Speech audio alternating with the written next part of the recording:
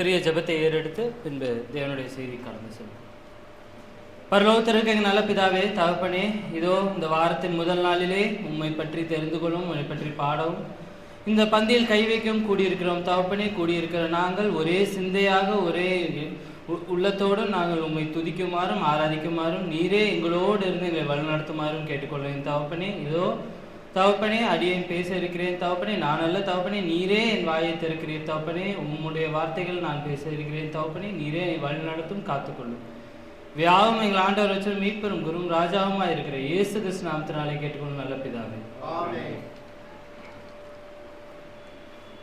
இன்னைக்கு எடுத்துக்கொண்ட வேத வாசிப்பானது ஆதியாகமம் 5 போட்டிருந்தான். நான் அவர் படித்தது வந்து எபிரேயர் 11:5. நான் தான் படிக்க சொன்னேன். அப்படி அது ரெண்டுமே ஒரே வசனம் தான். இது ரெண்டுத்துக்குள்ள என்ன வேறுபாடுன்னு ஒன்றும் இல்லை. ஆனால் ரெண்டத்தையுமே நம்ம இன்னைக்கு பார்ப்போம். ஒரு நிமிஷம்.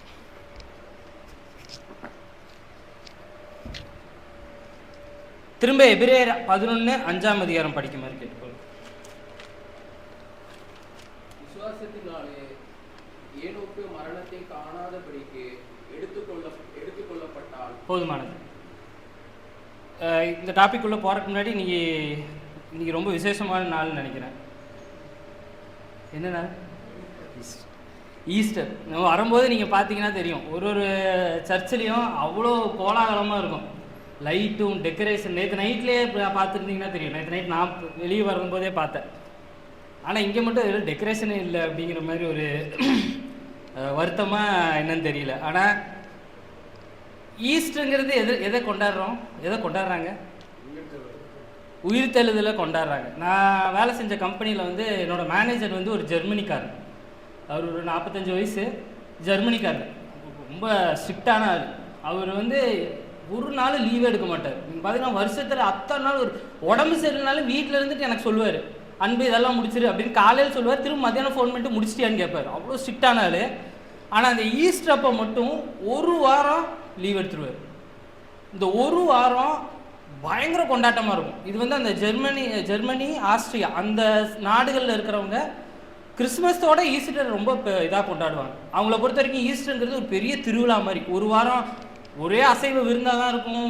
இப்போ கிஃப்ட் பொருளாக தான் இருக்கும். கொண்டு வருவாங்க, போவாங்க. இவர் பயங்கரமாக கொண்டாடுவார். ஆனால் இப்படிப்பட்ட பெரிய கொண்டாட்டத்தை நம்ம மிஸ் பண்ணுறோம்ல. இவ்வளோ பெரிய கொண்டாட்டமாக இருக்குது, இதை நம்ம மிஸ் பண்ணுற மாதிரி. இப்போ ஈஸ்டர்னா உயிர்த்தெழுதல் அப்படிங்கிறோம். ஆனால் நம்ம வந்து உயிர்த்தெழுதலை பற்றி பேசுகிறதோட அவர் போயிட்டாரு, நம்ம திரும்பி வர்றதை பற்றி தான் இங்கே அதிகமாக பேசுகிறோம். கரெக்டுங்களா? நம்ம போனதை பற்றியோ அவர் பிறந்ததை பற்றியோ நீங்கள் பார்த்தீங்கன்னா இங்கே செய்தி கொடுக்குறவங்க 90% அதை பற்றி கவரே பண்ண மாட்டோம். ஏன்னா நம் சபையில் ஒரு விஷயம் ரொம்ப கிளியராக என்ன இருக்கும்னா, அவர் திரும்பி வருவார். அந்த நாளை தான் நம்ம எதிர்பார்த்துக்கிட்டே இருக்கிறோம். அந்த நாள் தான் நமக்கு ஈஸ்டர். ஒரு நாளுமே நமக்கு ஈஸ்டர் தான். ஏன்னா எந்த நாள் வருவாருன்னு தெரியாது. வர்ற அன்னைக்கு நான் ரெடியாக இருக்கேனா, அதுதான் கேள்வி. அப்போ நான் ஒரு நாளும் அதை கொண்டாட்டமாகவே தான் நினச்சிட்டு இருக்கேன் போகிறது. அப்போ எனக்கு தினமுமே ஈஸ்டர் தான். மற்றவங்களாம் போகிறத நினச்சிட்டு இருக்காங்க, நம்ம வர்றது நினச்சிட்டு இருக்கோம். இதுக்கும் டாப்பிக்கு சம்மந்தம் இல்லை. இருந்தாலும் நான் அந்த லைட்டெல்லாம் பார்த்தோன்னே எனக்குள்ளே தோணுன ஒரு விஷயம். அதெல்லாம் நம்ம ஈஸ்டர் கொண்டாடலன்னு இல்லை, நம்ம கொண்டாடிட்டு தான் இருக்கோம். டெய்லியுமே நம்ம கொண்டாடுறோம். என்ன போனதை பற்றி நம்ம கொண்டாடல, வர்றதை பற்றி கொண்டாடுறோம், அவ்வளோதான். அதனால் வருத்தப்பட வேண்டாம், அதில் எதுவும் சந்தேகம் இல்லை. இப்போ நம்மளோட டாப்பிக்கு திரும்ப வருவோம். ஏனோக்கு. இந்த ஏனோக்குங்கிற வார்த்தை, இந்த ஏனோக்குங்கிற மனுஷன் இப்படி ஒருத்தர் வாழ்ந்தார். இவரை பற்றி மொத்தமே ஒரு 10 வசனம், அவ்வளோதான். நீங்கள் எடுத்து பார்த்தீங்கன்னாவே தெரியும். மொத்தமே வேதாந்தத்தில் 10 வசனம் தான் இருக்கும் ஏனோக்கை பற்றி. ஆனால் அந்த 10 வசனமே நச்சுன்னு இருக்கும். கசகசன்னு அவர் எங்கேருந்து வந்த எதுவுமே இருக்காது. இந்த 10 வசனமே ஏனோக்கை பற்றி சொல்லும்போது ஏனோக்கோட கேரக்டர் என்ன நேராக இருக்கும். நீங்கள் திரும்ப கூடி எபிரேயர் 11:5 முழுசாவே வாசிங்க. விசுவாசத்தினாலே ஏனோக்கு மரணத்தை காணாதபடிக்கு எடுத்துக்கொள்ளப்பட்டான். தேவன் அவனை எடுத்துக்கொண்டபடியினாலே அவன் காணப்படாமல் போனான்.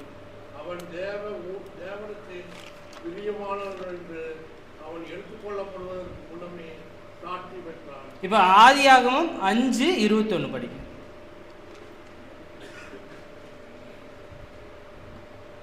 ஏனோக்கு 65 வயதான போது மெத்துசலாவை பெற்றார்.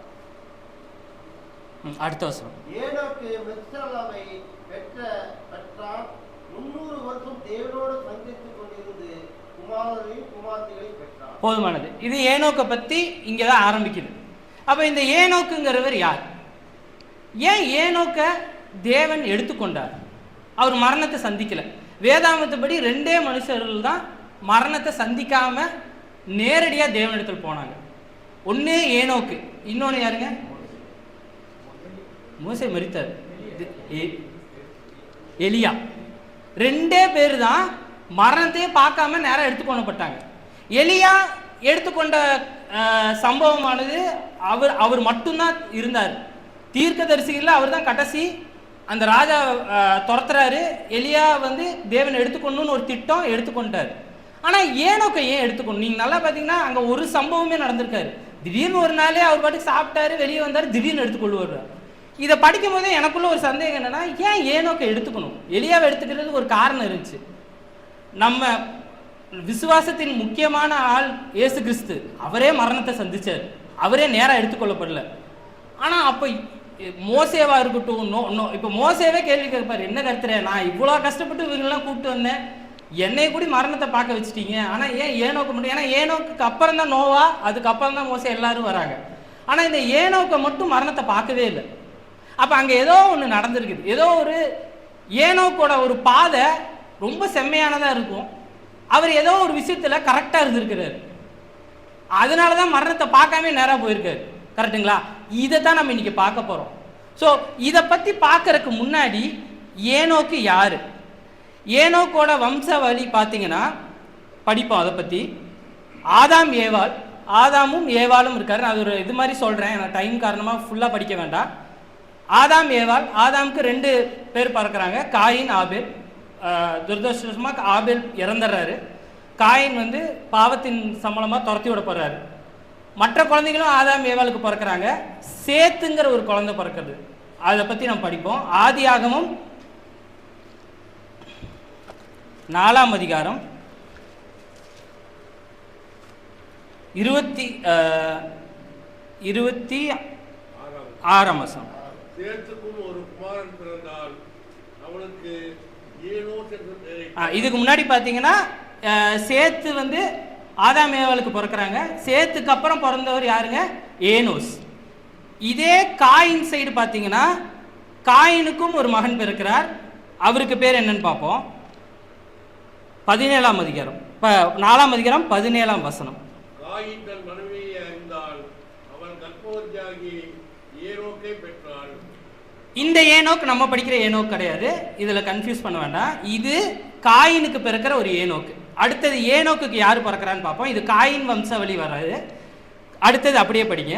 18 இல்லை 18 நேர காரணமாக நான் வெறும் அதை மட்டும் படிச்சுட்டு வரேன். 18 தன் குமாரனாகிய ஏனோக்குடைய பெயரை இட்டான். ஏனோக்குக்கு ஈராத் பிறந்தான். ஏனோக்குக்கு அப்புறம் ஈராத்.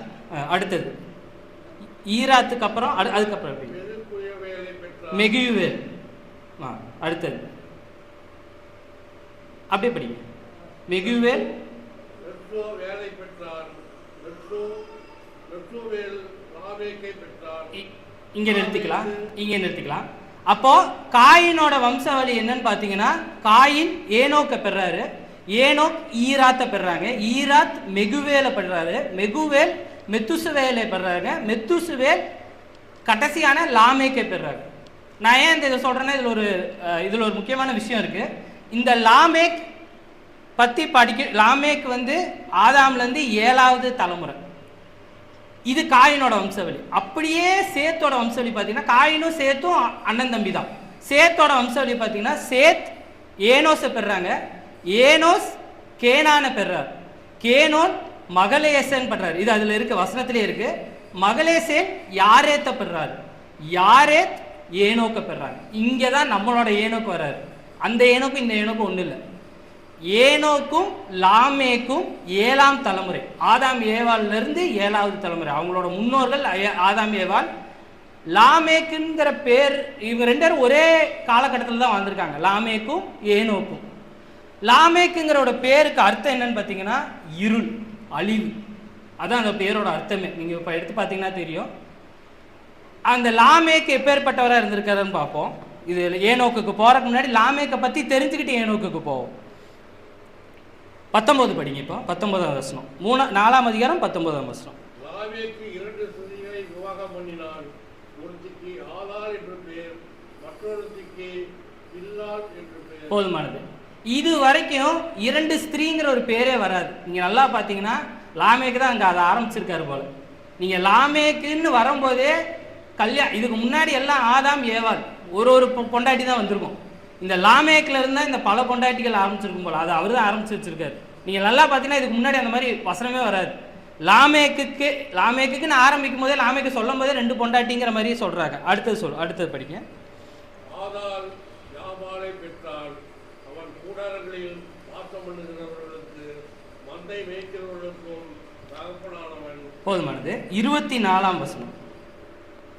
காயினுக்காக 7 பலி குமருமானால் லாமேக்குக்காக 77 பலி குமரும் என்றார். போதுமானது. இங்கே லாமேக்கு ஒரு கொலை பண்ணுறாரு. இது நம்ம எல்லாத்துக்கும் தெரிஞ்ச ஒரு வசனம் தான். இதை தான் பொண்டாட்டிகளுக்கு கூப்பிட்டு சொல்கிறாங்க, இந்த மாதிரி என் மேலே பாவம் விழுந்துருச்சுன்னு. இங்கே ஆல்ரெடி அவர் பாவத்தில் தான் இருக்கார். அப்போது உலகமானது பாவத்தால் ஆல்ரெடி வந்துருச்சாங்க. அங்கே பாவம் வந்தாச்சு, எல்லாமே வந்துருச்சு. இங்கே அவரோட முன்னோர் காயின் பண்ண அதே தப்பு திரும்ப லாமேக் பண்ணுறாரு. காயினும் கொலை பண்ணிட்டு தான் ஓடுறாரு. இங்கே லாமேக்கும் கொலை பண்ணிட்டாரு. அதுதான் அவர் ரொம்ப தெளிவாக சொல்கிறாரு, காயின் மேலே 7 பலினா என் மேலே 70 பலி சுமரும்னு. அப்போ லாமேக்கு ஒரு பாவத்தில் இருந்து தான் வாழ்ந்துட்டு இருக்காரு. இந்த உலகம் அப்படியே அந்த காலகட்டம் அப்படி பயங்கர பாவத்தில் இருக்கு. இப்போ அப்படியே ஏனோக்கோட இதுக்கு வாங்க. 5ஆம் அதிகாரம்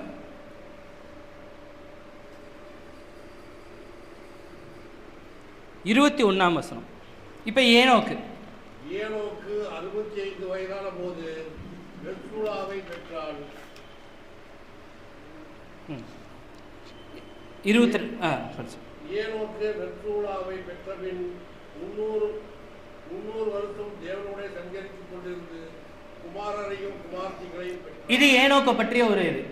அப்போ லாமேக்கு பாவம் செஞ்சு அங்கிருந்து அவரால் தப்பிக்க முடியாம அது பெரிய பாவத்தில் இருக்காங்க.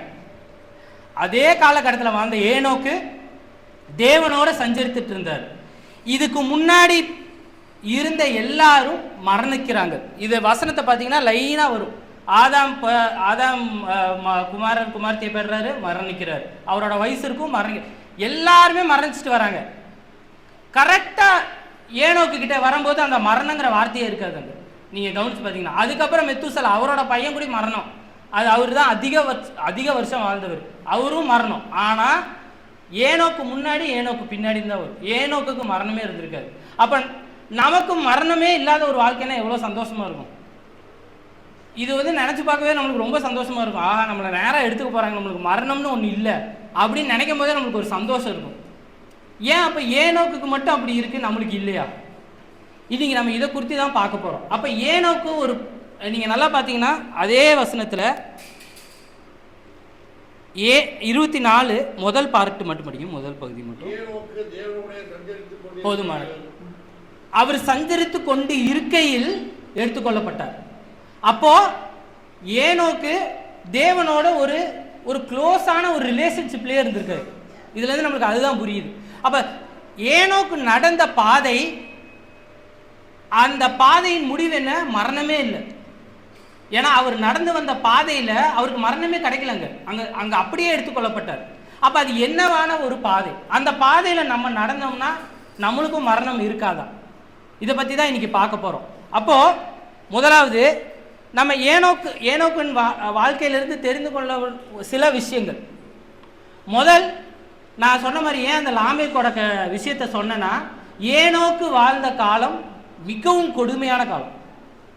உலகம் பாவத்தால் மூழ்கி இருக்கிற காலம். இப்போ நம்ம இருக்கிறதோட கொடுமையான காலம். அதுதான் ஏனோக்கு வாழ்ந்த காலம். ஆனால் அந்த காலத்திலையும் அவர் நீதிமானாய் வாழ்ந்தார். இது நீங்கள் முன்னாடி பார்த்தீங்க. அதனால தான் நான் லாமேக்கோட சம்பவத்தை படிக்க சொன்னேன். ஏன்னா லாமேக்கு பாவம் பண்ணி ஆதாம் ஏவாள் தேவனோட சஞ்சரித்தார்கள், விழுந்தார்கள், துரத்தி விடப்பட்டார்கள்.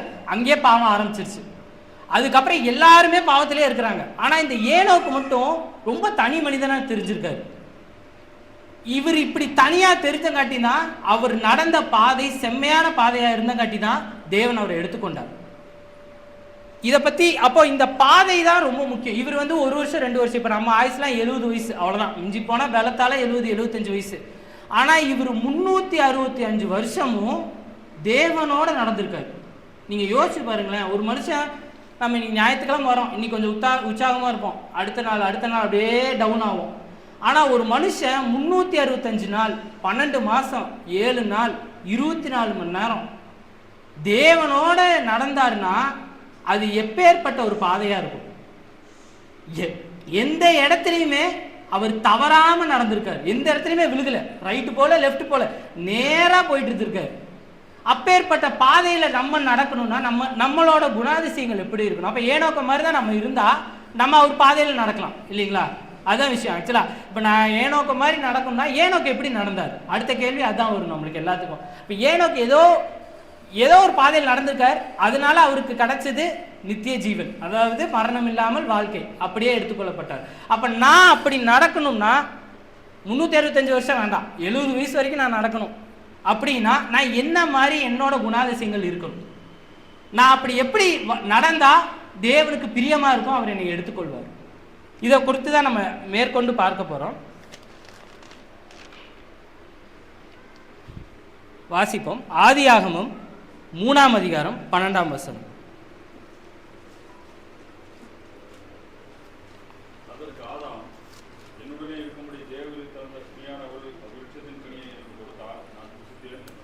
இங்க நல்லா பாருங்க, ஆதாம் இது அந்த கனியை புசிக்கிறாங்க, தேவன் வர்றாரு, வந்தோடனே கேள்வி கேட்கிறாரு ஆதாம்கிட்ட, நீ புசிச்சியான்ட்டு. நீங்க நல்ல ஒரு சம்பவத்தை நீங்க இதை கற்பனை பண்ணி பார்த்துக்குங்க. நம்மெல்லாம் இப்போ உட்காந்துருக்கோம், வானத்திலேருந்து ஒரு சத்தம் கேட்குது, அந்த உருவம் இல்லை, பயங்கரமான ஒரு சத்தம், நீ அந்த கனியை புசிச்சியா அப்படின்ட்டு. நம்ம பதில் சொல்லுவோமா, பயந்து ஓடுவோமா? பதில் சொல்றாருன்னா எவ்வளோ க்ளோஸா ஆதாம் தேவனோட இருந்திருப்பாரு. நீங்க இதை யோசிச்சு பாருங்களேன். நம்ம தெரியாத ஒரு சத்தம் இங்கேயோ இருந்து வருது, முதல்ல நம்ம பயந்து ஓடத்தான் பார்ப்போம், ஆஹா ஏதோ ஒரு சத்தம் வருது, என்னன்னே தெரியலையாப்பா அப்படின்னு. அப்போ அங்க தைரியமா ஆதாம் பதில் சொல்றாரு. பாவம் பண்ணிட்டாரு, அது அவருக்கே நல்லா தெரியும், ஆனா தைரியமா நான் இல்லை, நீங்க கொடுத்த என் மனைவி தான் அப்படின்னு பதில் சொல்றாருன்னா அங்க அந்த சத்தம் அவருக்கு ரொம்ப பழக்கப்பட்ட ஒரு சத்தம், அவருக்கு தெரியும் இவர் தான் அப்படிங்கிறது. இவ்வளோ க்ளோஸா இருந்த ஆதாம் ஏவாளும் இவ்வளோ, அதனால தான் அந்த வார்த்தையே இருக்கு, அவர் ஒரு நண்பன் போல 2 பேர்த்துக்கிட்டையும் பேசியிருக்காரு. ஆதாம் திரும்ப பதில் சொல்லும் போது கூட ஃப்ரெண்டு கிட்ட பேசுற மாதிரி தான் பேசியிருக்காரு, நான் இல்லப்பா இவர் தான்ப்பா அப்படிங்கிற மாதிரி. அப்போ இவ்வளோ க்ளோஸா வாழ்ந்த ஆதாம் ஏவாளும் உளுந்துட்டாங்க, உளுந்து அவர்களை தோட்டத்தை விட்டு துரத்தி விடுறாங்க. ஆனா ஏனோக்கு நடந்த பாதை அவரை நித்திய ஜீவனுக்கு கொண்டு போயிருக்கு. அப்போ இந்த நடக்கிற விஷயங்கிறது ரொம்ப முக்கியம் பாருங்க. இந்த பாதை தேவனுக்கு முன்பாக நடக்கிறதுங்கிறதே ரொம்ப முக்கியமான விஷயம். இதை பற்றி பார்ப்போம். ஆதியாகமம் 17ஆம் அதிகாரம் 1ஆம் வசனம். எப்படி தேவ மனிதர்கள் அவரோட பாதையில நடந்தாங்க, அவங்க என்ன பாதையில் நடந்தாங்கிறது பார்ப்போம். ஆபிரகாம் 99 வயதான போது கர்த்தர் ஆபிரகாமுக்கு தரிசனமாகி, நான் சர்வவல்லமையுள்ள தேவன், நீ எனக்கு முன்பாக நடந்து கொண்டு உத்தமனாயிரு. ஆதியாகமம், இதே ஆபிரகாம். அடுத்தது ஆதியாகமம் 6ஆம் அதிகாரம் 8ஆம் வசனம். இவங்க எல்லாருமே தேவனோட பாதையில் நடந்திருக்காங்க, தேவன் காட்டின பாதையில் நடந்திருக்காங்க. மனுஷனுடைய அக்கிரமம் பூமியிலே பெருகிறது என்றும் அவன் நோவா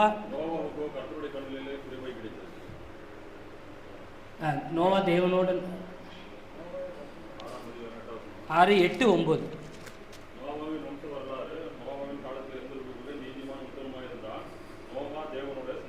தேவனோடு சஞ்சரித்து கொண்டிருந்தார். நோவா தேவனோடு சஞ்சரித்து கொண்டிருந்தார். ஆதியாகமம் 24:40. இது ஆங்கிலத்தில் இப்படி எழுதியிருக்கு, the Lord before them I walk. தேவனுக்கு முன்பாக நான் நடந்தேன். இது தமிழ்ல வரும்போது தமிழ்லையும் வாசிங்க.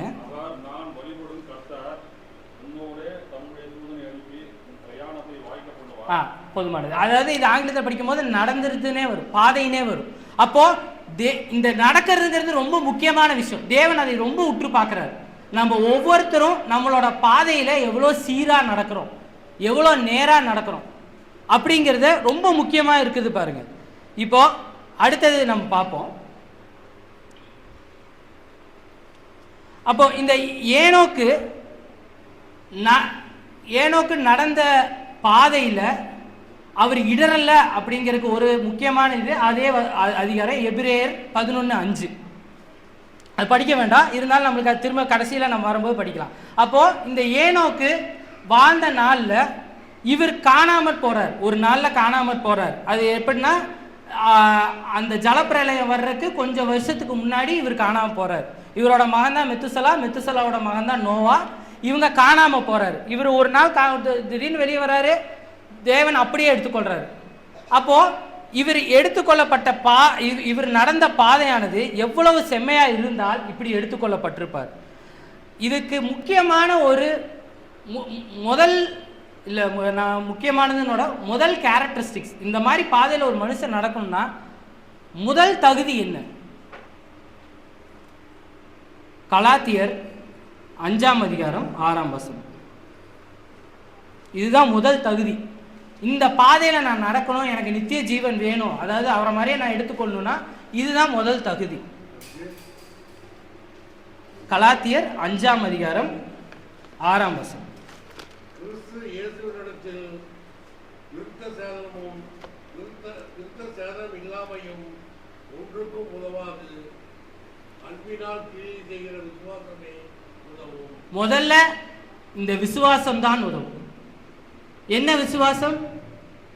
தேவன் என்னோடு இருக்கிறார், அவர் எனக்காக தன் ஒரே பேரான குமாரனை கொடுத்தார். இந்த விசுவாசம் என்னில் இருக்கணும். நான் இன்னும் மாம்ச ரீதியாக யோசிச்சுக்கிட்டே இருந்தேன்னா இந்த பாதையில் என்னால் நடக்க முடியாது. ஏன்னா அந்த பாதையில் நடந்த மனுஷர்கள் யார் யார்?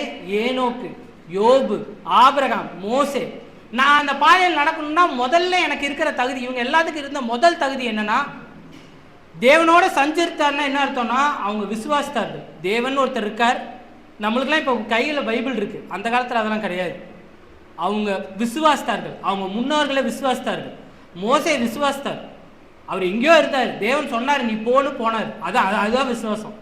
இந்த விசுவாசம் நம்மளுக்குள்ள இருக்கா? இதுதான் முதல் தகுதி.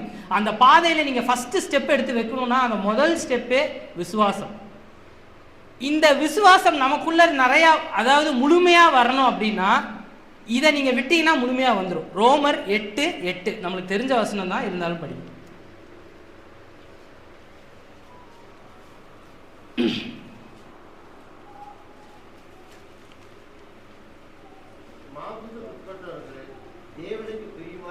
அவ்வளோதான்.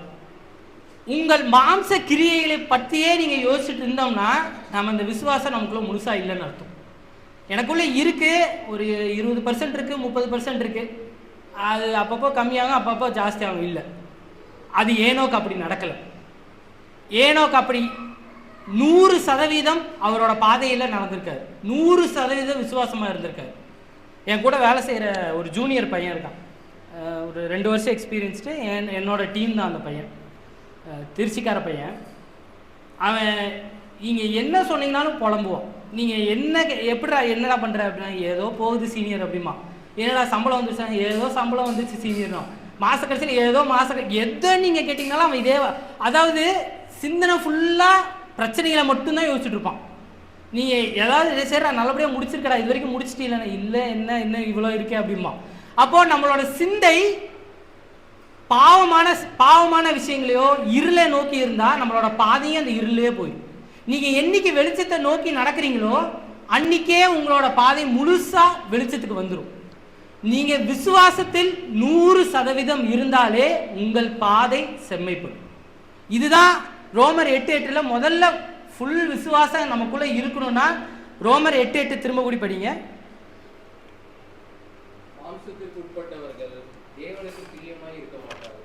அவ்வளோதான். இதை முழுசா முதல் பாயிண்ட் அந்த பாதையில் நான் எடுக்கணும்னா விசுவாசம். தேவன் உண்டென்றும் அவரை நான் விசுவாசிக்கிறேன். முழுசா நம்ம விசுவாசா மட்டும்தான் நீங்கள் அந்த பாதையில் முதல் ஸ்டெப்பை எடுத்து வைக்க முடியும். நான் கடைசியை பற்றிலாம் பேசலைங்க. முதல் ஸ்டெப்பு அவர் உண்டென்று நீங்கள் நம்பினால் அதுதான் முதல் ஸ்டெப்பு.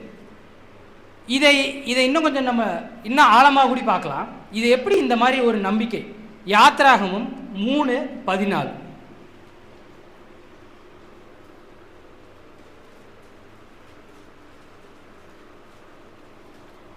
யாத்ராகமம் 3:14.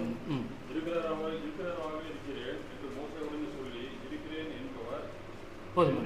அந்த முதல் இது மட்டும் திரும்ப படிங்க.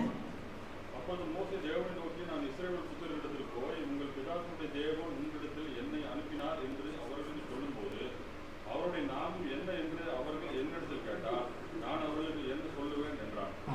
அதுக்கு தேவன் திரும்ப என்ன சொல்றாருங்க? தேவன் இருக்கிறவராகவே இருக்கிறேன். இதுதான் நம்ம தேவனை பத்தி தெரிஞ்சு கொள்ற முதல் விஷயம். இருக்கிறாராவே இருக்கிறேன், நான் என்னைக்கும் இருக்கேன் அப்படிங்கிற இதோட உள்ள அர்த்தம் என்னன்னா, நான் உன் கூடயே தான் இருக்கேன், நீ தைரியமா போ. இந்த விசுவாசம் தான் முதல் ஸ்டெப். மோசேக்கு இருந்த விசுவாசம். மோசே திரும்ப கேட்கிறாரு, நான் மந்த நாவு திக்குவாய், நான் எப்படி போய் பேசுவேன்? நான் இருக்கிறாராவே இருக்கிறேன், உன் பிதாக்களோடு நான் இருந்தேன், உன் கூடயே இருக்கேன், நீ போ. இந்த விசுவாசம் முதல்ல உங்ககிட்ட வேணும். நீங்கள் திரும்ப ஒரு கேள்வி கேட்கலாம், என்னப்பா இத்தனை வருஷமாக நான் சர்ச்சில் இருக்கேன், இது தெரியாதா எனக்கு அப்படின்னா, அங்கே தான் விஷயமே இருக்குது. நீங்கள் இது வந்து ஒரு வார்த்தையாக, இது சும்மா சாதாரணமாக அண்ணன் படிச்சுட்டாரு, அது சாதாரணமாக படிக்கிற மாதிரி படித்தோம் நம்ம இதை. ஆனால் இதுக்குள்ளே இருக்கிற ஆழமான ஒரு அர்த்தம் என்னென்னா, எந்த சூழ்நிலையிலும் இந்த வசனம் மனசுலேயே இருக்கணும். முடியுமா? இது ஏனோக்குக்கு இருந்துச்சு, அதான் அவர் நடந்தார். இருக்கிறதாயே இருக்கிறேன், நீ விழுந்தாலும் சரி, நீ எந்திரிச்சினாலும் சரி, நீ தூங்கினாலும் சரி, நீ பிரச்சனையில் இருந்தாலும் சரி, நான் இருக்கிறவே இருக்கிறேன், உன்னோடு இருக்கிறேன். இந்த விசுவாசம் நமக்குள்ள இருக்கிற வரைக்கும் இதுதான் விசுவாசம். விசுவாசம்னா அது பெரிய வார்த்தை, அது ஏதோ எங்கேயோ இருக்கு அப்படிலாம் கிடையாது. விசுவாசம்னா ரொம்ப சிம்பிளா என்னன்னா, தேவன் இருக்கிறாராவே இருக்கிறார், என் கூட இருக்கிறார், அவ்வளவுதான். இதை வந்து நான் விசுவாசத்தினாவே முதல் ஸ்டெப் அந்த பாதையில் வந்துட்டேன். ஏனோ கூட இப்போ நான் ஒரு 10% கூட வந்துட்டேன் முதல் ஸ்டெப்பு. இப்போ இதை குறித்து இன்னும் கொஞ்சம் நம்ம மேற்கொண்டு பார்ப்போம்னா, அப்போஸ்தலர்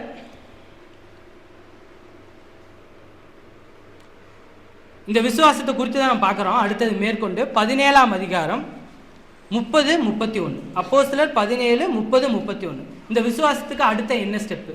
அறியாமை உள்ள காலங்களை தேவன் காணாதவர் போலிருந்தார், இப்பொழுதோ மனம் திரும்ப வேண்டும் என்று எங்கும் உள்ள மனுஷர் எல்லாருக்கும் கட்டளையிடுகிறார். மேலும் ஒரு நாளை குறித்திருக்கிறார், அதிலே அவர் தாம் நியமித்த மனுஷனை கொண்டு பூலோகத்தை நீதியாய் நியாயம் தீர்ப்பார். அந்த மனுஷனை மரித்தோரிலிருந்து எழுப்பினாலே அதன் நிச்சயத்தை எல்லாருக்கும் பிரகம் பண்ணினார் என்றார். இது அடுத்த கட்டத்தோட விசுவாசம். இது யார் இந்த மனுஷருங்க? இயேசு கிறிஸ்து. இங்க இயேசு கிறிஸ்துவை பற்றி தான் அது சொல்றது.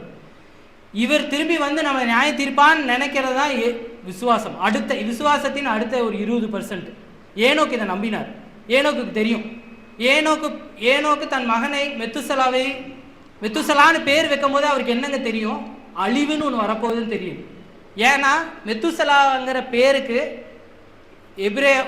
எபிரேய மொழியில் அர்த்தம் என்னன்னா, அழிவு வரும்போது நியாய தீர்ப்பு வரும், அதான் அதோட அர்த்தமே.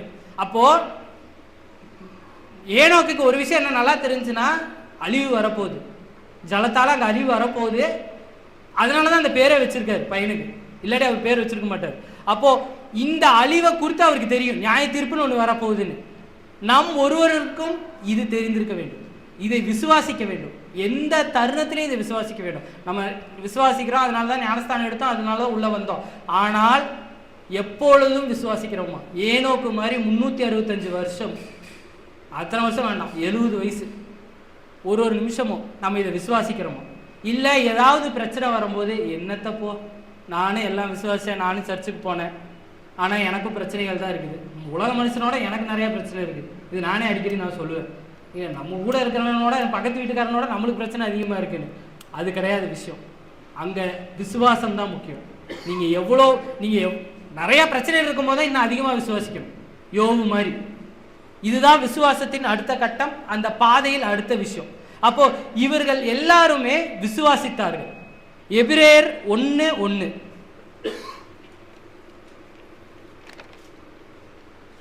பூர்வ காலங்களில் பங்கு பங்காகவும் வகை வகையாகவும் தீர்க்கதரிசிகள் மூலமாய் திருவுளம் பற்றின பிதாக்களுக்கு திருவுளம் பற்றின தேவன். அடுத்த வருஷம் இந்த கடைசி நாட்களில் குமாரன் மூலமாய் நமக்கு திருவுளம் பற்றினார், இவரை சர்வத்துக்கும் சுதந்திரவாளியாக நியமித்தார், இவரை போதுமானது. அப்போ ஏனோக்கு, ஆபிரகாம், ஈசாக்கு இவர்களுக்கெல்லாம் எப்படி திருவலம் பற்றினார்? பங்கு பங்காகவும், அதுதான் முதல் வசனத்தில் சொல்றாங்க. ஆனால் நமக்கு யார் மூலியமா திருவிழம் பட்டிருக்கிறார்? இயேசு கிறிஸ்து மூலியமா. இதை நான் விசுவாசிக்கணும். இதுதான் அடுத்த கட்டம். இதை நான் முழுசா விசுவாசித்தாவே போதும். அந்த பாதையில நான் ஒரு 30% உள்ள சேர்ந்துட்டேன். இப்போ அடுத்தது இந்த பாதையில நான் சேர்றேன். இதனால எனக்கு என்ன நன்மை? அப்போ ஒரு விஷயத்துல நம்ம நன்மை தீமைன்னு தெரிஞ்சு வச்சிருக்கோம். அப்போ இதுல என்ன நன்மை இருக்கு? இதை எதனால நம்ம இந்த பாதையை தேர்ந்தெடுத்தோம்? அப்போ இந்த நன்மையின் பரிசு என்ன? இதை பத்தி பார்ப்போம்.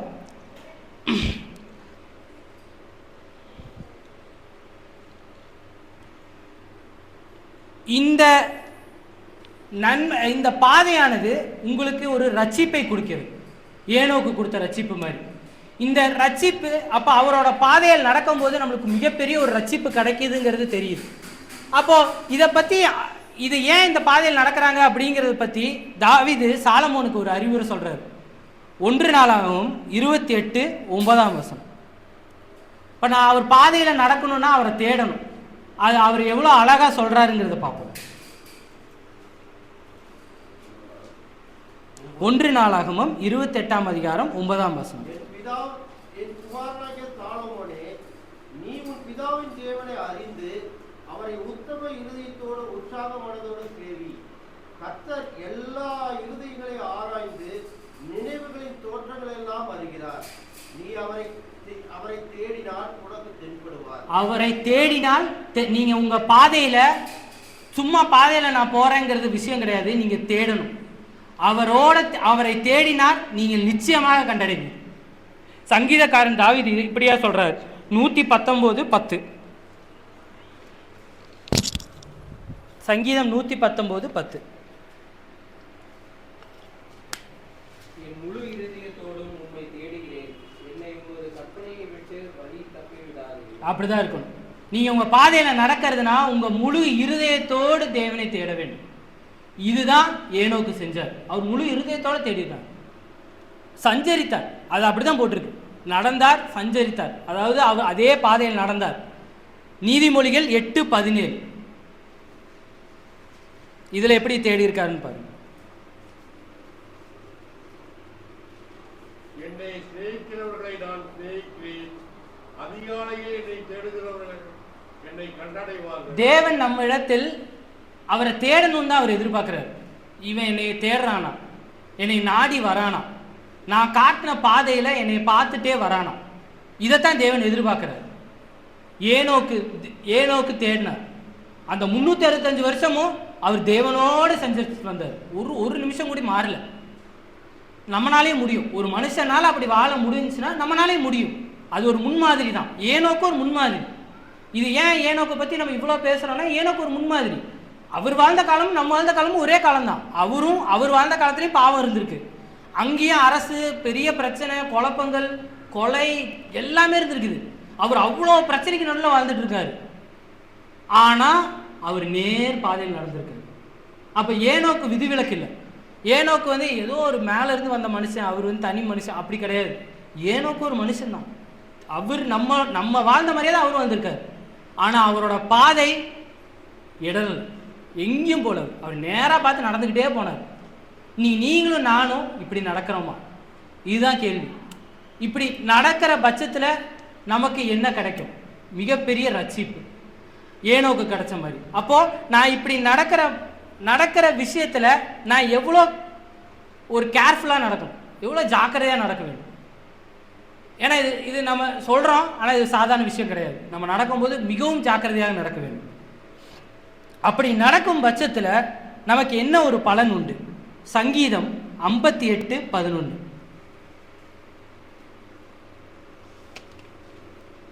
சங்கீதம் 58:11.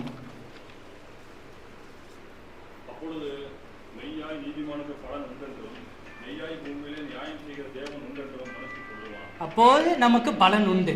நீதிமொழிகள் 11:18.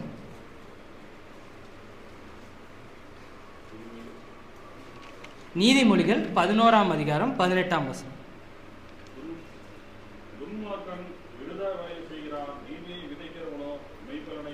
அப்போ நீங்க நீதியை விதைக்கிறீர்கள் மெய் பலனை அடைவீர்கள். அந்த பாதையில் நடந்தீங்கன்னா உங்களுக்கு மெய் பலன் உண்டு. இந்த மெய் பலன்கிறது என்னங்கிறது நம்ம பின்னாடி பார்ப்போம். ஆனால் அதுக்கு முன்னாடி இந்த இந்த இந்த அளவுக்கு நம்ம வழி நடத்தி வர்ற தேவன் நம்ம மீது எவ்வளோ அன்பு வைத்திருக்கிறார் என்பதை பார்ப்போம். யோவான் 3ஆம் அதிகாரம் 16ஆம் வசனம்.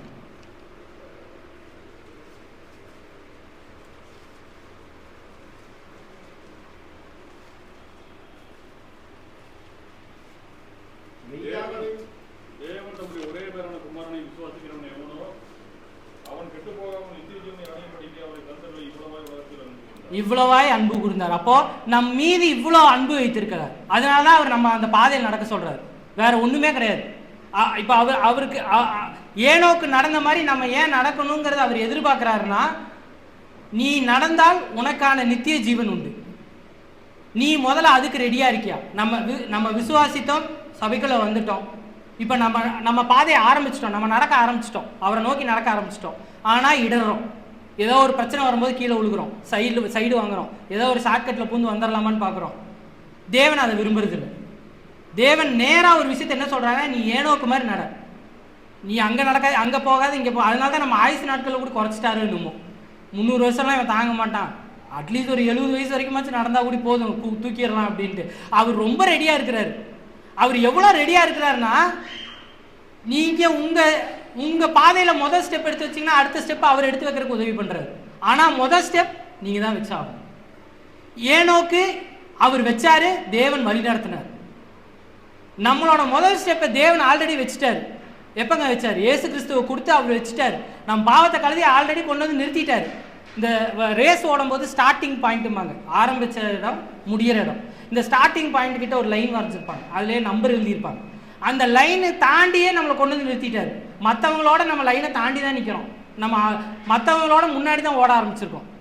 ஆனால் அந்த முடிவு, அந்த இறுதி பரிசை நம்ம வாங்க போகிறோமா? ஏனோக்கு வாங்கின மாதிரி அந்த பாதையில் நடந்து போகும்போது கண்டிப்பாக இடர்கள் வரும், கண்டிப்பாக பிரச்சனை வரும். இந்த பிரச்சனையே வராது அப்படிங்கிறதுலாம் சும்மா. நீங்கள் சேனல் டிவி சேனல்லாம் பார்த்தீங்கன்னா நிறைய ஆசீர்வாதம் அப்படிம்பாங்க, நிறைய ஆசீர்வாதம், அந்த ஆசீர்வாதம் இந்த ஆசீர்வாதம், அதுலேயே நிறைய விதமான ஆசீர்வாதம்லாம் இருக்குது. அதெல்லாம் சும்மா. ஆக்சுவலாக உண்மையான ஆசீர்வாதம்னா என்னென்னா, தேவனை நீங்கள் உண்மையாக விசுவாசித்தால் உங்களுக்கு புதிய இருதயம், சமாதானம், அன்பு, நித்திய ஜீவன், பரிசுத்த ஆவி, இதுதான் ஆசீர்வாதம். இதுதான் உண்மையான ஆசீர்வாதம். அதெல்லாம் அடுத்தது.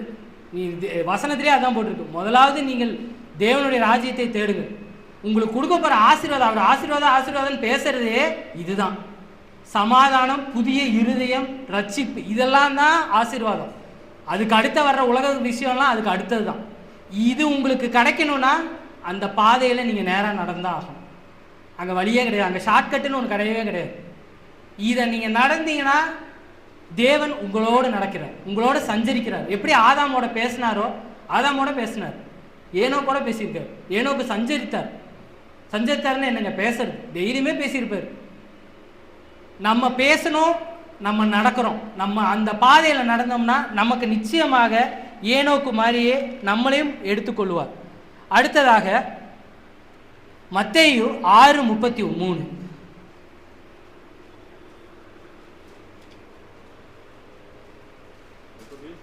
மத்தேயு 6:33. இதுதான் நான் பேசுனது. அடுத்தது யோவான் 6:37. அப்படி நடக்காம போனா என்ன நடக்கும்?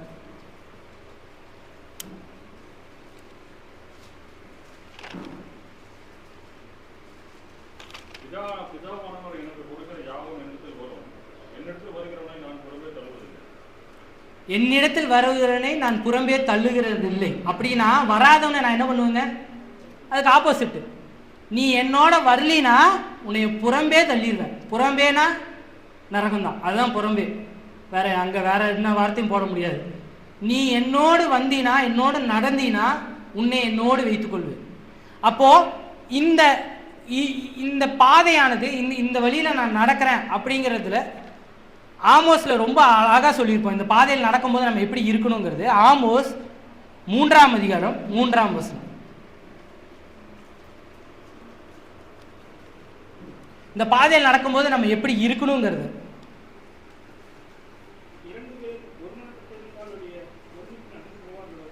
போதுமானது. திரும்ப அது ஒரு ஒரு ஒரு வாட்டி படிங்க. இப்போ இந்த பாதையில் உள்ளே வந்துட்டேன், நான் நடக்க ஆரம்பிச்சிட்டேன். ஆனால் இப்போ நான் நடக்கும்போது 2 பேர் ஒருமிச்சு நடந்தால் தான் என்னங்க நடக்க முடியும்? பாதையில் நடக்க முடியும். இந்த 2 பேருங்கிறது நான், தேவன். எங்கள் 2 பேர்த்துக்குள்ள ஒரு புரிதல் இருந்தால் தான் நான் இந்த பாதையில் நடக்கவே முடியும். அவர் ஒன்று நினச்சி நான் ஒன்று நினச்சேன்னா இங்கே நடக்க முடியாது. இங்கே 2 பேர்த்தோட முடிவு, அதாவது டெஸ்டினேஷன் வாங்க, இது முடிவு. இது 2 பேர்த்துக்கும் நான் ஒரே இறுதி இதைத்தான் நோக்கி போகிறேன் அப்படிங்கிற ஒரு புரிதல் இருந்தால் தான் நீங்கள் நடக்கவே முடியும் அங்கே. கரெக்டுங்களா? இல்லாட்டி நடக்க முடியாது. ஆங்கிலத்தில் இது ஒரு நல்ல வார்த்தை சொல்லுவாங்க, ரீகன்சலேஷன் வாங்க. ரீகன்சலேஷன்னா உங்களுக்கும் தேவனுக்கும் உள்ள ஒரு அக்ரிமெண்ட். இந்த அக்ரிமெண்ட் எப்படின்னா, அவர் என்னை பற்றி முழுசாக புரிஞ்சு வச்சிருக்காரு, அதில் எந்த டவுட் இல்லை. நான் அவரை பற்றி எந்த அளவுக்கு புரிஞ்சு வச்சிருக்கேன். இந்த புரிதல் இருந்தால் தான் இந்த பாதை கடைசி வரைக்கும் போகும். இந்த புரிதல் இருந்தால் இதில் ஒரு அழகான விஷயம் என்னன்னா, தேவன் உங்களை மிகவும் அற்புதமாக புரிஞ்சு வச்சிருக்கிறார். உங்கள் கருவிலேயே உங்களை அவர் புரிஞ்சு வச்சுட்டார். நம்ம விசுவாசத்துக்குள்ளே வந்தக்கப்புறம் கொஞ்சம் கொஞ்சமாக அவரை பற்றி புரிஞ்சுக்கிறோம். ஆனால் அந்த புரிதல் எப்படி இருக்குது? நம்ம அந்த புரிதல் பிரச்சனைகள் வரும்போதும் நம்ம கஷ்டம் வரும்போதும் அந்த புரிதல் கம்மியாகுதான் இல்லை அதிகமாகுதான்? இப்போ இந்த புரிதல்னால நமக்குள்ள ஒரு மாற்றம் வரும். இது என்ன மாற்றம்னா, இப்போ நான் ஒருத்தரோட ஃப்ரெண்டாக இருக்கேன். இப்போ என் ஃப்ரெண்ட்ஸ் கொஞ்சம் நிறைய பேர் இருக்காங்க. என் கூட ஸ்கூல் படித்த ஒரு பையன், அந்த பையன் பேர் ராஜேஷ்னு ஒரு பையன். நான் வந்து ஒரு 3வது படிக்கும்போது அவன் என் கூட ஃப்ரெண்டானான். 3வது படிக்கும்போது நான் வந்து இன்னும் ஞாபகம் இருக்குது, ஒரு சாக்லேட் வாங்கி சாப்பிட்டுட்டு இருந்தேன். வந்தான், எனக்கு கொஞ்சம் குர்ரா அப்படின்னு பிடிங்கி சாப்பிட்டான் டக்குன்ட்டு. அதுக்கப்புறம் நான் கூட கொஞ்சம் பழகினேன், பேசினேன். 3வது படித்து பழக ஆரம்பித்தது. இப்போ எனக்கு 35 வயசு ஆச்சு. கிட்டத்தட்ட 27 வருஷமாக இன்னும் பழகிட்டு இருக்கிறான். இப்போது என்கிட்ட கடன் கேட்பான், அதே மாதிரி தான் இருக்குது. ஆனால் 27-28 வருஷமாக நான் ஒருத்தன் கூட ஃப்ரெண்டாக இருக்கேன்னா எங்களுக்குள்ள ஒரு பொதுவான விஷயம் இருக்கும். கரெக்டுங்களா? இப்போ நான் என் கூட ஒரு பொதுவான ஒரு வேவ் லென்த் இருக்கிற ஒரு ஆள் கூட தான் என்னால் ட்ராவல் பண்ண முடியும். அப்போ ஒரு 27-28 வருஷமாக என் கூட அவன் இருக்கிறங்காட்டி அவன்கிட்ட இருக்கிற சில குணாதிசயங்கள் என்கிட்டே இருக்கும். எங்கள் அம்மாவே அடிக்கடி சொல்லுவாங்க, அவன் பண்ணுற மாதிரி பண்ணுற பேர் அப்படி. ஏன்னா நான் அவன் கூட பேசி பேசி பழகி அவன் சில விஷயங்கள் பண்ணுறதை நான் நோட் பண்ணி எனக்குள்ளே வந்துருச்சு. இதுதான் உங்களுக்குள்ளேயும் நீங்கள் தேவனோட நடந்தான் அவருக்குள்ளே இருக்கிற குணாதிசயம் உங்களுக்குள்ளே வந்துடும். உங்களே அறியாமையே வந்துடும். அதுக்கு நீங்கள் எங்கேயும் தேடிலாம் போகணுன்னு அவசியம் கிடையாது. நீங்கள் ஒரு உறவில் இருந்தால் தேவனோட இந்த ஒரு 20 வருஷம் ஒரு மாம்சமான ஒரு நண்பனுக்குள்ளே இருக்கிற விஷயமே எனக்குள்ளே வரும்போது ஆவிக்குரிய தேவனுக்குள்ளே நீங்கள் இருக்கும்போது உங்களையே அறியாமல் அவரோடைய குணாதிசயங்கள் உங்களுக்குள்ளே வந்துடும். இதுதான் ஒரு மிகவும் பெரிய ஒரு அற்புதமான ஒரு விஷயம். இந்த குணாதிசயம், அவரோட குணாதிசயம் உங்களுக்குள்ளே வந்துருச்சுன்னா இந்த பாதை இன்னும் செம்மையாயிடும். ஏனோக்கு அப்படியே தேவனை பிரதிபலிச்சிருப்பார். 365 வருஷம் வாழ்ந்திருக்க, 20 வருஷம் வாழ்ந்த நம்மளுக்கே எனக்கே அவர் கேரக்டர் வரும்போது 365 வருஷம் வாழ்ந்திருந்தாருன்னா தேவனை அப்படியே அவர் பிரதிபலிச்சிருப்பார். இதுதான் ரொம்ப முக்கியம். அடுத்தது, நீங்கள் அவரோடு அவர் பாதையில் நடக்கும்போது அவரோட குணாதிசயங்கள் உங்களை அறியாமையே உங்களுக்குள்ள வந்துடும். இது மிகவும் முக்கியம். உலகத்தில் வாழ்வதற்கு இது ரொம்ப முக்கியம். நித்திய ஜீவன் அடைவதற்கு இது மிக மிக முக்கியம். அவரோட குணாதிசயங்கள் உங்களுக்குள்ள இருந்துருச்சுன்னா உங்களுக்கு எந்த பிரச்சனை வந்தாலும் அது பெருசாக தெரியாது. இதை பற்றி இன்னும் கொஞ்சம் கூடி பார்ப்போம். 2 கொரிந்தியர் 6ஆம் அதிகாரம் 14-16.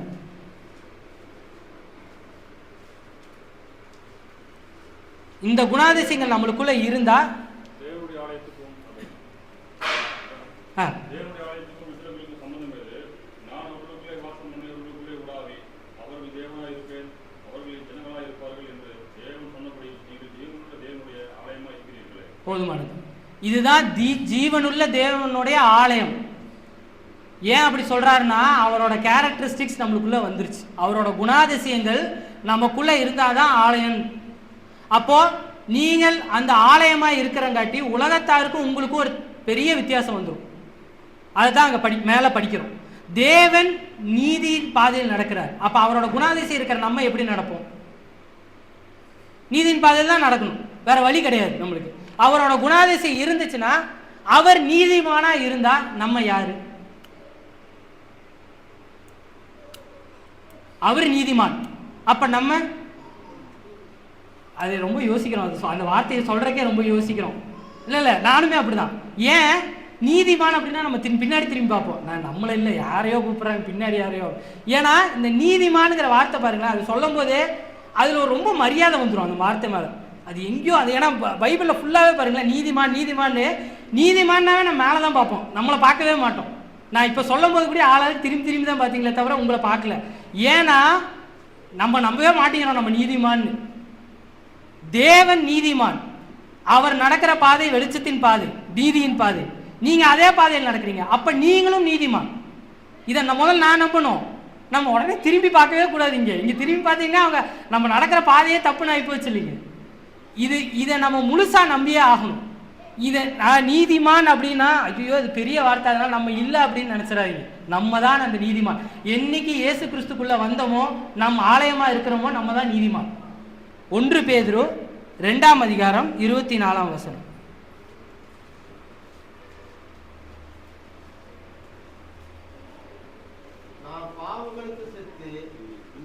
அது 1 பேதுரு 2:24. நாம் பாவங்களுக்கு செத்து நீதிக்கு பிழைத்திருக்கும்படிக்கு அவர்தாமே நமது சரீரத்திலே நம்முடைய பாவங்களை சிலுவையின் மேல் கொண்டார், அவருடைய தழும்புகளால் குணமானீர்கள். அவருடைய தழும்புகளால் நாம் குணமாய் நாம் நீதிமானாக்கப்பட்டோம். அதே வண்ணமா ரோமர் 8:30. எவர்களை முன்குறித்தாரோ அவர்களை அழைத்து நிற்கிறார், எவர்களை அழைத்தாரோ அவர்களை நீதிமானாக்கி நிற்கிறார். யாருங்க நீதிமானிங்க? நம்மளை தான் முன்குறிச்சார். நான் இங்கே வரணுங்கிறது என்னோட விருப்பத்தினால் அல்ல, நான் பிறக்கிறதுக்கு முன்னாடியே இது எழுதப்பட்டிருக்கிறது. அன்பு இங்கே தான் வந்தாகணும், இங்கே இந்த சபையின் மூலியமாக தான் வளரணுங்கிறது நான் பிறக்கும் போதே இது முடிவான, நான் கருவில் இருக்கும்போதே முடிவான விஷயம். அப்போ நான் இங்கே வந்து நின்னேன் அப்படின்னா நான் நீதிமான் தான். இதை நான் நம்பணும். இயேசு கிறிஸ்துவின் மூலமாய் நம்ம நீதிமானாக இருக்கோம், நம்மளா சுயமாக ஆகலாங்க. ஏனோக்கு தேவன் மூலியமாய் நீதிமானானார். தேவனோட இருந்த காட்டி தான் அவர் நீதிமானானார், தனியாக அவர் ஆகலை நீதிமான். ஆக இந்த பாதையில் நடக்கிறதுக்கு அடுத்த விஷயம் என்னன்னா, நீங்கள் நீதிமான் என்பதை நம்ப வேண்டும். நீங்கள் நீதியின் பாதையில் நடக்கிறீர்கள், நீங்கள் நீதிமான். இதை நம்ம எழுதி கூட நீங்கள் வச்சுக்கோங்க, ஒன்றும் பிரச்சனை இல்லை. அதனால நம்ம எழுதி வச்சுக்கிறங்காட்டி தப்பு இல்லை. அடுத்த விஷயமானது எப்படி நடக்க வேண்டும். இப்போ நம்ம இந்த பாதையில் நடந்தங்காட்டி நீதிமான் நம்மளுக்கு தெரிஞ்சு, அடுத்தது நம்ம எப்படி நடக்க வேண்டும். 3 யோவான் 4ஆம் அதிகாரம் 4ஆம் வசனம். 3 யோவான். என் பிள்ளைகள் சத்தியத்தை நடக்கிறார்கள் என்று நான் கேள்விப்படுகிற சந்தோஷத்திலும் அதிகமான சந்தோஷம் எனக்கு இல்லை. முதல்ல எப்படிங்க நடக்கணும்? சத்தியத்தில் நடக்கணும். உங்க பாதை முதல்ல விசுவாசத்தில் இருந்தால் தான் நீங்கள் முதல் ஸ்டெப் வரீங்க. முதல் ஸ்டெப் எடுத்து வச்சுட்டிங்கன்னா அடுத்தது நீதியில் நடக்கணும். நீதியில் நடந்துட்டிங்கன்னா அடுத்தது எப்படிங்க நடக்கணும்? சத்தியத்தில் நடக்கணும். அதுக்கு அடுத்தது ரோமர் 13:13.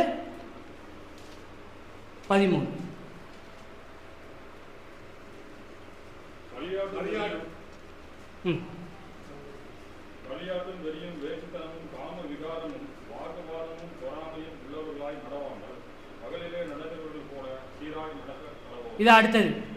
முதல்ல உண்மையாய் நடக்கணும், சத்தியத்தில் நடக்கணும். அடுத்தது சீராய் நடக்கணும். சீராய் நடக்கிற தமிழ் கொஞ்சம் பழையமையான வார்த்தை.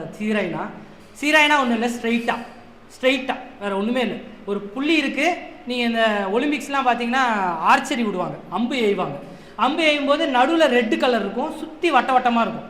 ரெட்டில் அடிச்சிங்கன்னா 10 பாயிண்ட்டு. அந்த நேராக அடிக்கணும். நீங்கள் அது பார்த்தீங்கன்னா நேராக அடிப்பாங்க நிறைய பேர். அதுதான் ஸ்ட்ரெயிட், நேராக நடக்கணும். அதுதான் சீராய் நடக்கணும். அடுத்தது எபிரேயர் 5:8 இல்லை, ஒரு நிமிஷம். எபேசியர் 5ஆம் அதிகாரம் 8ஆம் வசனம். முதல்ல சத்தியத்தில் நடக்கணும், அடுத்தது சீராய் நடக்கணும், அடுத்தது எப்படி நடக்கணுங்கிறது பார்ப்போம். காலத்திலே நீங்கள் அந்தகாரமாய் இருந்தீர்கள், இப்பொழுதோ கர்த்தருக்குள் வெளிச்சமாய் இருக்கிறீர்கள், வெளிச்சத்தின் பிள்ளைகளாய் நடந்துள்ளது. வெளிச்சத்தின் பிள்ளைகளாய் நாம் நடந்து கொள்வோம். அந்த காலத்துலலாம் என்னங்க, நம்ம ஞானஸ்தானம் எடுக்கிறதுக்கு முன்னாடி. இப்போ நம்ம சபைக்குள்ள வந்ததுக்கப்புறம் வெளிச்சத்தின் பிள்ளைகளாய் நடக்க வேண்டும். அடுத்தது 5:15 அதிலேயே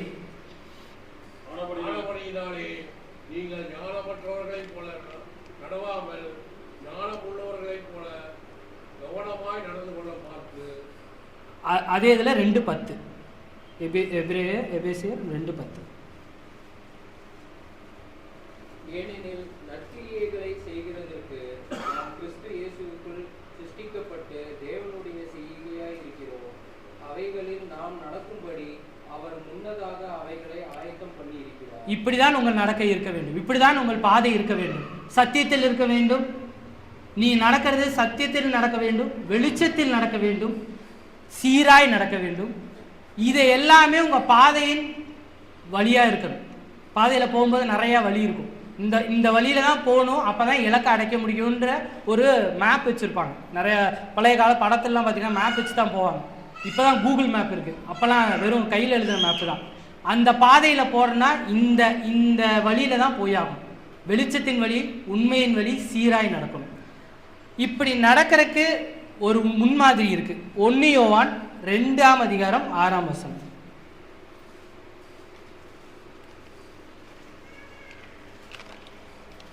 அவருக்குள் நிலைத்திருக்கிறேன் என்று சொல்கிறவர் அவர் நடந்தபடியே தானும் நடக்க வேண்டும். அவ்வளோதான்.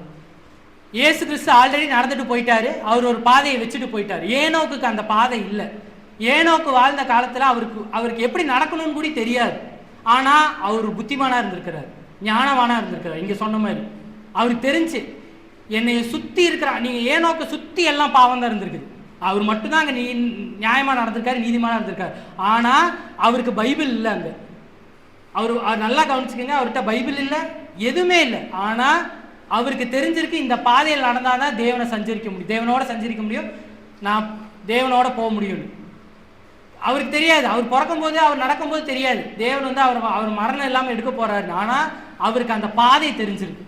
உங்களுக்கும் எனக்கும் பாதை தெரியும். பாதை என்னங்க? இதுதான் பாதை, இயேசு கிறிஸ்து தான் பாதை. ஏனோக்கு அது கூட தெரியாது, ஆனால் அவர் நடந்தார். நம்மளுக்கு பாதையும் தெரியும், போய் சேர்ற இடமும் தெரியும். ஏனோக்கு அதுவும் தெரியாது. ஏனோக்கு இப்படி நடந்தா எனக்கு இது கிடைக்குங்கிறதுலாம் நீங்க வசனம் படிங்க, அதெல்லாம் எதுவுமே இருக்காது. ஏனோக்கு நடந்தார், தேவன் எடுத்துக்கொண்டார். ஆனால் நம்மளுக்கு பாதையும் தெரியும், அதுக்கான முடிவும் தெரியும். நான் இப்படி நடந்தேன்னா எனக்கு நியாய தீர்ப்பு நாளில் என்னை தேவன் எடுத்துக்கொள்ளப்பட போறாருன்னு தெரியும். நம்மளுக்கு அட்வான்டேஜ் தான். நம்ம நல்ல அட்வான்டேஜ்லான காலத்தில் தான் வாழ்ந்துருக்கோம். நீங்கள் நம்ம ஏனோக்கு மாதிரி எதுவுமே தெரியாமல் இருளான காலத்துலலாம் அவர் வாழ்ந்த இருளான காலத்துலலாம் நம்ம வாழல. அப்போது நமக்கு இந்த பாதையில் நடந்தால் இதுதான் நியாய தீர்ப்பு நாள் என்று தெரியும், நம்ம எடுத்துக்கொள்ள போகிறோன்னு தெரியும். அப்போது ஏனோக்கு நடந்த பாதை மிகவும் செவ்வையானது, வெளிச்சத்தின் பிள்ளையாக அவர் நடந்திருக்காரு. நீங்கள் அந்த எபிரேயர் 11ஆம் அதிகாரம் 5ஆம் வசனத்தை திரும்ப படிங்க.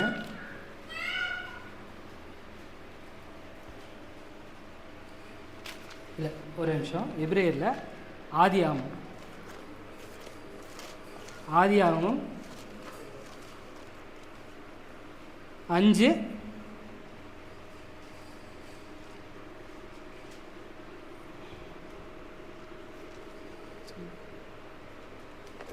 இல்லை மன்னிக்கணும், எபிரேயரே படிங்க. எபிரேயர் 11, அதே தான், எபிரேயர் 11:5 பின்னாடி படிங்க. முதல்ல தான் நம்ம படித்தோம், விசுவாசத்தினாலே ஏனோக்கு எடுத்துக்கொள்ளப்பட்டான். அதுக்கப்புறம் ஏனோக்கு மரணத்தை காணாதபடிக்கு எடுத்துக்கொள்ளப்பட்டான்.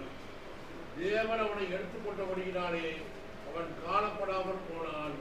அவன் தேவனுக்கு பிரியமானவன் என்று அவன் எடுத்துக்கொள்ளப்படுவதற்கு முன்னமே சாட்சி பெற்றார். அப்போ ஏனோக்கு வாழ்ந்த காலத்திலே அவர் சாட்சி பெற்றார். அதாவது நான் இந்த மாதிரி நடந்தேன், நான் இவ்வளோ செவ்வையா நடந்திருக்கேன், நான் தேவனோடு நியாயமா நீதியா நடந்திருக்கேன், அதனால நான் எடுத்துக்கொள்ளப்பட்டேன்னு முன்னாடியே சாட்சி வந்துருச்சு. அவர் எடுத்துக்கொண்டக்கப்புறம் சாட்சி வரல. நீங்களும் நானும் வாழ்ந்துட்டு இருக்கிற காலத்துல தான் சாட்சி பெறணும். நம்ம எடுத்துக்கொள்ற டைம்ல சாட்சி பெறக்கூடாது. நான் வாழ்ந்துட்டு இருக்கிற காலத்துல அவன் இந்த விஷயத்துக்கெல்லாம் வரமாட்டான். என் ஃப்ரெண்ட்ஸ் அடிக்கடி சொல்லுவாங்க, சில இது வெளியே கூப்பிடுவாங்க, சில டைம் சண்டே இருக்காது வெளியே கூப்பிடுவாங்க, நான் போக மாட்டேன். அவன் ஒரு கட்டத்துக்கு மேலே அவங்களுக்கே தெரிஞ்சு போச்சு, அவன் வரமாட்டான். ஏன்னா நம்மளோட முக்கியத்துவம் எதுங்கிறது நம்மளுக்கு தெரியும். இதுதான் சாட்சி. நம்ம மற்றவங்களுக்கு முன்னாடி வாழும்போது ஏனோக்கு வாழ்ந்தார், அந்த இருளான காலத்தில் அவர் வாழ்ந்திருக்கார்.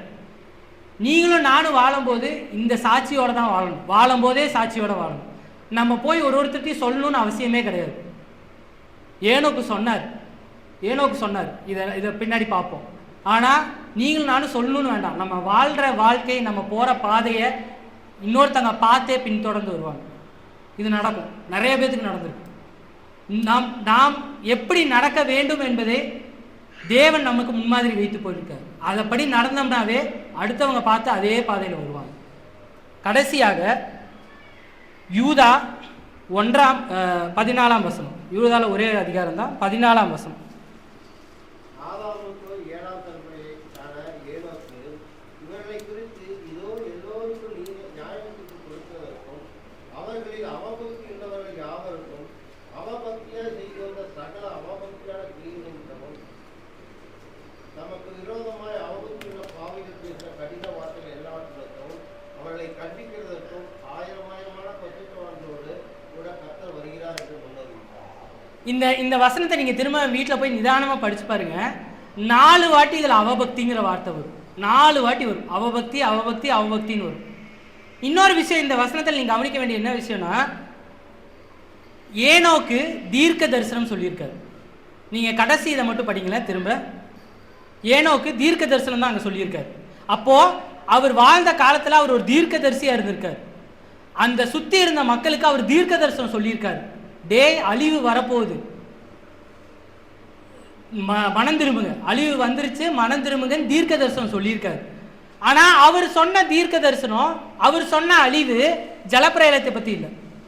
நீங்கள் அங்கே நல்லா பார்த்தீங்கன்னா அந்த தீர்க்க தரிசனம் ஜலப்பிரளயம் தான் அடுத்தது வரப்போகுது. நோவா காலத்தில் ஜலப்பிரளயம் வரப்போகுது. அவர் அதை பற்றியே பேசலாங்க. நீங்கள் நல்லா பாருங்க, கடைசி இதை மட்டும் படிங்க. இது யார் சொன்னா? ஏனோக்கு பல ஆயிரம் வருஷத்துக்கு முன்னாடி சொல்லியிருக்காரு. ஏனோக்குக்கு இந்த தீர்க்க தரிசனம் சொல்லப்பட்டுச்சு. ஏனோக்குக்கு வெளிப்படுத்தப்பட்டுச்சு. இயேசு கிறிஸ்து வரப்போறாரு. உன்னை நான் இன்னைக்கு எடுக்கிறேன், உனக்கு பின்னாடி இயேசு கிறிஸ்து யாரெல்லாம் நம்புறாங்களோ எல்லாரும் ஏனோக்கு தான். எல்லாருமே ஏனோக்கு. உன்னை நான் இன்னைக்கு எடுக்கிற மாதிரி அவங்களையும் நான் எடுக்க போறேன். அதைத்தான் ஏனோக்கு அங்கே காட்டியிருக்காரு. நமக்கும் இதைத்தான் சொல்றாரு அவர். ஏனோக்க நான் உன்னை எடுத்துட்டேன், நீ ஏன்னா நீதிமான் பாதையில் நடந்த, நான் உன்னை மரணமே இல்லாமல் எடுத்துட்டேன். உனக்கு பின்னாடி ஒரு சந்ததி வரப்போகுது, அவங்களுக்கு நீ சொல்ற தீர்க்க தரிசனம் இது. இயேசு கிறிஸ்துன்னு ஒருத்தர் வரப்போறாரு, அவர் நியாய தீர்ப்பு நாளில் வருவார். அவர் கூட எல்லாருமே எடுத்துக்கொள்ளப்படுவாங்க. எல்லாரும் ஏனோக்கு. உன்னை மாதிரியே அவங்களையும் நான் எடுக்க போறேன். இதை பல ஆயிரம் வருஷம் முன்னாடியே அவர் சொல்லிட்டார். இதுதான் நம்ம ஏனோக்கிட்ட இருந்து தெரிஞ்சு கொள்ளப்படுற மிகப்பெரிய பாடம். நாமும் மரணத்தை தவிர்க்க போறோம். சில பேர் மரணம் அடைய போகிறோம், ஆனால் நித்திய ஜீவன் நமக்கு வைக்கப்பட்டிருக்கு. தேவனோடு நம்ம போக போகிறோம். ஒரு நாள் இந்த ஏனோக்கு கண்ணிமிக்கு நேரத்தில் போயிட்டார். அவர் சாப்பிட்டு இது வெளியே வந்திருப்பார் போல, மனைவிட்டெல்லாம் பேசிட்டு கொஞ்சம் வெளியே வந்திருப்பார். திடீர்னு எடுத்துக்கொள்ளப்பட்டார். மனைவிலாம் தேடி இருப்பாங்க, இங்கே சாப்பிட்டு இருந்த மனுஷனை காணும் அப்படின்ட்டு. அந்த காலத்தில் போலீஸ் ஸ்டேஷன் கூட இருந்திருக்காரு, கம்ப்ளைண்ட் கூட பண்ணியிருக்க முடியாது. ஆனால் உங்களையும் என்னையும் இதே மாதிரி தான் எடுத்துக்கொள்ள போகிறார். கண்ணிமைக்கும் நேரத்தில் எல்லாம் உங்களுக்கு நடக்க போகுது. அப்போ நீங்களும் நானும் ஏனோக்கு. அவர் நீதிமானாய் நடந்தார், நீங்களும் நானும் நீதிமானாய் நடக்கணும். விசுவாசத்தில் நிலைத்திருக்கணும். இந்த பாதையின் கடைசி எல்லை இது. ரொம்ப கடைசி காலம் வந்துருச்சு. இது ரொம்ப வருஷமாக சொல்லிட்டு இருக்காங்க, ஆனால் எனக்கு தெரிஞ்ச கடைசி காலம் நம்ம வந்துருச்சு. நம்ம எவ்வளோக்கு எவ்வளோ ஜாக்கிரதையாக நடக்கிறோமோ, சீராய் நடக்கிறோமோ, ஏனோக்கு மாதிரி நம்மளை எடுத்துக்கொள்ள போகிறோம். கடைசியாக 1 தெசலோனிக்கர் 4ஆம் அதிகாரம் 16-17.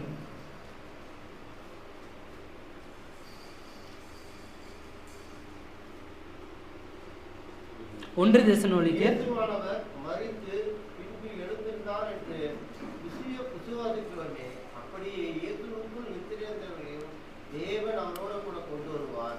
கர்த்தருடைய வார்த்தை முன்னிட்டு நாங்கள் உங்களுக்கு சொல்லுகிறதாவது, கர்த்தருடைய வருகை மட்டும் உயிரோடு இருக்கும் நாம் நித்திரை அடைந்தவர்களுக்கு முந்திக் கொண்டிருக்கிறோம்.